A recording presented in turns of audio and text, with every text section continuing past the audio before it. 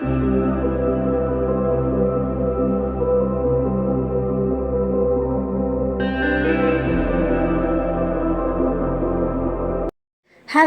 Everyone. तो आज हम इस वीडियो के द्वारा हिंदी व्याकरण जिसका एक पार्ट समास पढ़ रहे थे, जिसमें हम लोग अव्ययी भाव समास और कर्मधारय समास ये पढ़ा।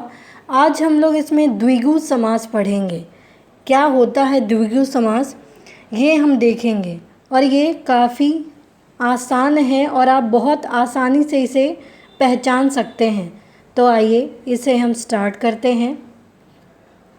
द्विगु समास, जहाँ समस्त पद का पहला शब्द संख्यावाचक अथवा परिमाणवाचक विशेषण होता है, वहाँ द्विगु समास होता है। जैसे संख्यावाची 1 2 3 4 5 6 इस तरीके से, या परिमाणवाचक तीसरा चौथा पहला इस तरीके से।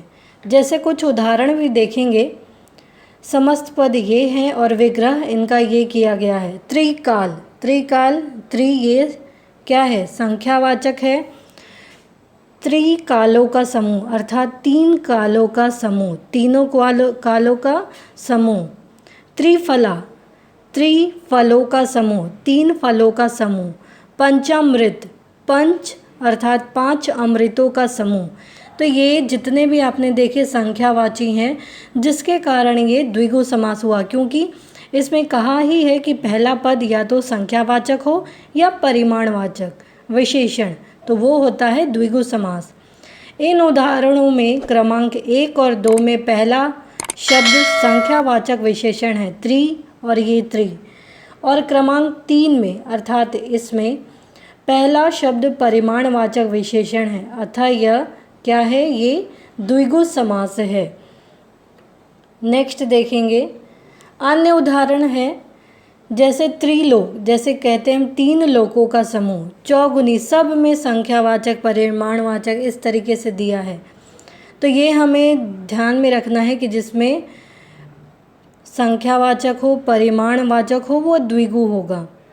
चौगुनी, चौगुनी 4 गुना। नवरात्र, 9 रात्रियों का समूह। पंचनद, 5 नदियों का समूह। चतुष्कोण, 4 कोण वाला। नवग्रह, 9 ग्रहों का समूह।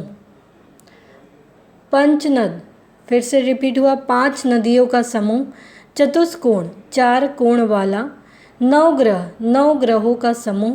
अष्टाध्यायी, 8 अध्यायों का समाहार। चौमासा, 4 मासों का समाहार। चवन्नी, 4 आनों का समाहार।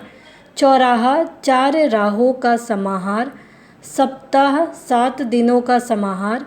त्रिवेणी, 3 वेणियों का समाहार। तिरंगा, 3 रंगों का समाहार, 3 रंगों से मिलकर बनता है। तो ये है द्विगु समास, जिसमें संख्यावाची और परिमाणवाचक होते हैं। तो उम्मीद है आपको ये द्विगु समास समझ में आया होगा।